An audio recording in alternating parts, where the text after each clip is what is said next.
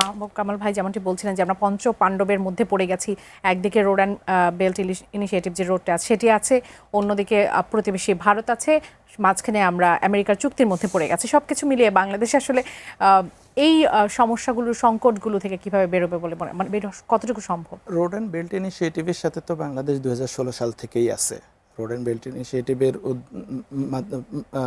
মাধ্যমে আমরা যেমন কর্ণফুলী টানেল করেছি, পায়রা বিদ্যুৎ কেন্দ্র করেছি, আরও কিছু উন্নয়নমূলক কার্যক্রম করেছি। রোড অ্যান্ড বেল্ট ইনিশিয়েটিভ কিন্তু কোনো করিডোর না। রোড অ্যান্ড বেল্ট ইনিশিয়েটিভ হচ্ছে একটা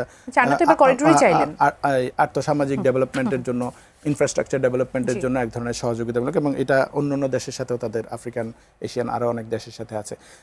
মাহবুব ভাই যেটা বললেন যে নানান দেশের ইন্টারেস্ট আছে বাংলাদেশের উপরে, এবং আপাত মানে প্রতিপক্ষ বা শত্রু রাষ্ট্রগুলো একটা আরেকটার সাথে তাদের মধ্যে যে কম্পিটিশন আছে, ভারত চায়নার সাথে আবার যুক্তরাষ্ট্র, তাদের মধ্যে নিজেদের মধ্যে কম্পিটিশন আছে, আবার বাংলাদেশে তাদের ইন্টারেস্ট আছে। এখন বাংলাদেশের জায়গাটায় আমি মনে করি আমাদের বেস্ট স্ট্র্যাটেজি হবে এই জায়গাটায় ব্যালেন্সিং করতে পারা।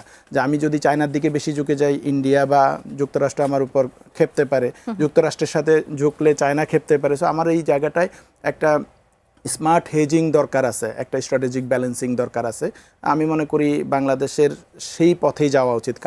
কারোর সাথে কোনো ধরনের সামরিক চুক্তিতে যদি আমরা যাই বা কোনো আনুষ্ঠানিক সামরিক ব্লকে যদি আমরা ঢুকি, তখন আমাদের জন্য রিস্ক বাড়ে। কিন্তু বাণিজ্যিক স্বার্থে বা বাণিজ্যিক সুবিধায় যদি আমরা স্ট্র্যাটেজিক রিলেশনশিপ বিল্ড আপ করতে পারি, আমি মনে করি সেটা অসম্ভব না যে আমরা স্ট্র্যাটেজিক রিলেশনশিপ বিল্ড আপ করে আমাদের জায়গায় থাকতে পারবো।